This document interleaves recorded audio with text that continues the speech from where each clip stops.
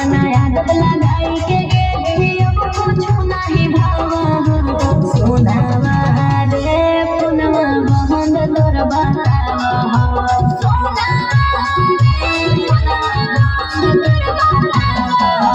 तोहरा से बतियाइले बिना निंदिया नहीं आवा तोहरा से बतियाइले बिना निंदिया नहीं आवा सोनावा रे पुनवा बहन तोर बतावा सोनावा रे पुनवा बहन तोर बतावा।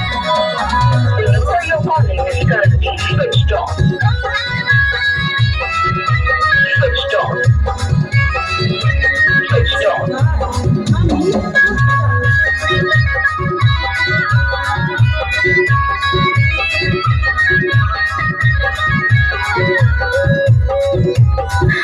तू ही लागई हमरा करके आदतिया रे तोरा से दूर अब कैसे रहबो संगतिया रे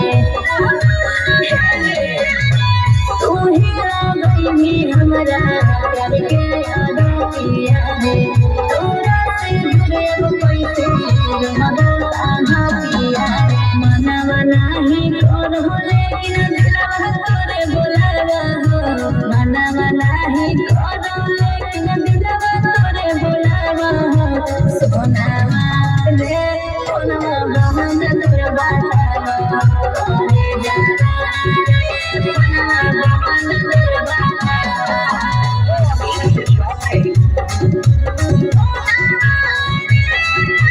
Switched off. Switched off.